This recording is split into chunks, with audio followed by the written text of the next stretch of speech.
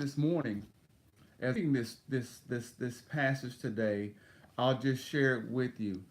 Good morning, Pastor Aisha. God bless you. It says, when the morning was come, all the chief priests and elders of the people took counsel against Jesus to put him to death. And when they had bound him, they led him away and delivered him to Pontius Pilate, the governor. Oh, good morning, Dad Wesley. God bless you. I see you. Thank you for joining in. It says, then Judas, which had betrayed him, good morning, Cameron, when he saw that he was condemned, repented himself and brought again the 30 pieces of silver to the chief priests and elders. Good morning, Alfonso, saying, I have sinned in that I betrayed the innocent blood. And they said, what is that to us? See thou to that. And he cast down the pieces of silver in the temple and departed and went and hanged himself. And the chief priests took the silver pieces. Good morning, Sister Davis. And he took the silver pieces and said, it is not lawful to put them in the treasury because it is the price of blood. And when they took counsel, they bought with them the potter's field to bury strangers in. Wherefore that field was called the field of blood unto this day.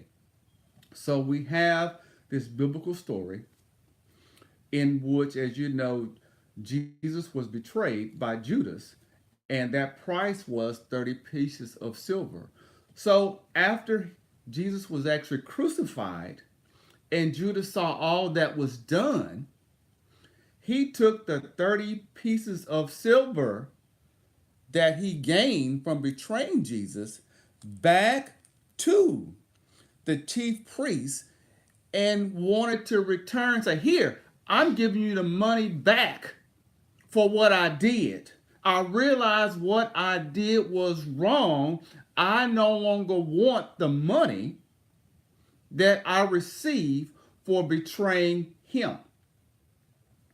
And so basically, the chief priest said no.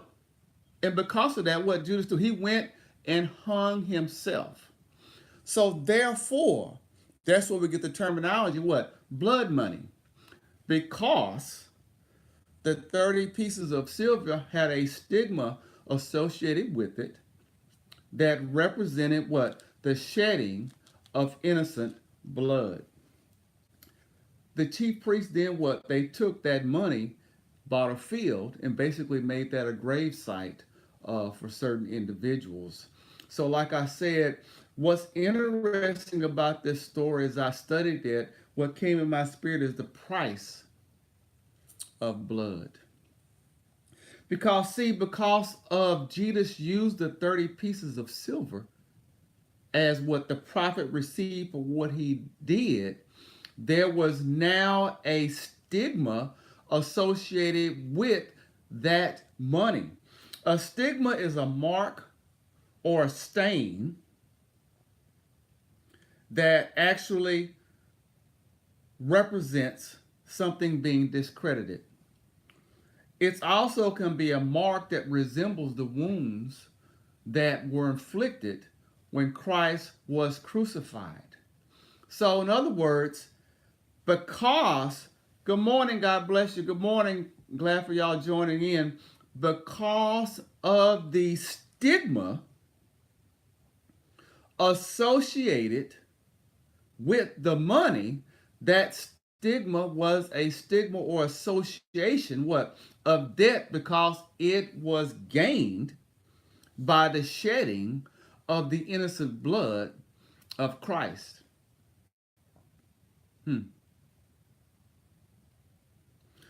What's interesting as I began to study, I realized that the stigma of the 30 pieces of silver were greater than the monetary value of the actual silver.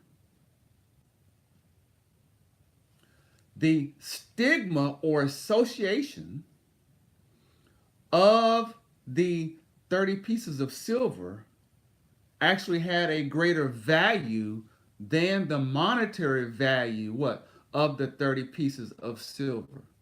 What do I mean by that is anything that would be purchased with that blood money would have the stigma. Maybe God bless you. My mother would always tell me that anointing is not an endorsement of character. Good morning, Sister Cooper. I'm going to say that again. Sister Cooper, just join in. My mother would always say, and we hear it in the ministries, that what? Anointing is not an what? Endorsement of character. Meaning that the stigma around what we're doing can sabotage or impair what we're actually trying to do. Anything, good morning, Brandon Johnson, anything that would be purchased with the money that was used for the benefit of the shedding of the blood, of innocent blood, would have that stigma of death. Therefore, your character, if it has a bad stigma, will sabotage the very goals and dreams and reality that you are trying to bring to fruition. The stigma can grow to be greater than what you are trying to accomplish. The life that we live can add value or take away value from what we are trying to accomplish. Anointing is not an endorsement of character. That's what she used to tell me. My mother used to say. And that leads me to something else. I call this traveling on the fruits.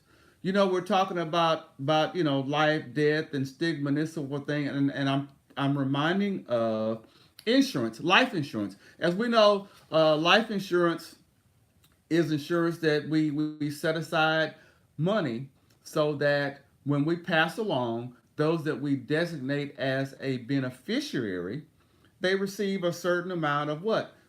There's a benefit associated with that. God bless you, Nathaniel Matthews. As I begin to think about the benefit of life insurance is not for the policy holder, it's actually for what? The beneficiary. So the individual or the policy holder may be making sacrifices to come up with that monthly payment.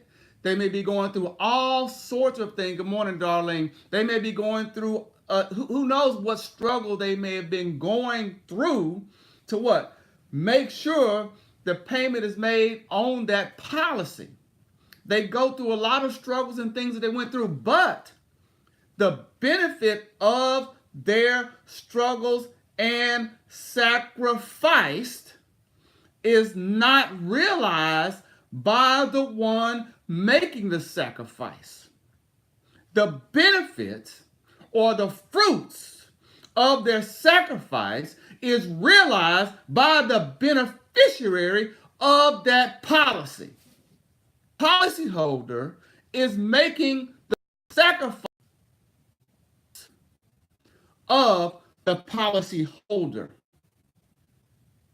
The beneficiary is traveling or living on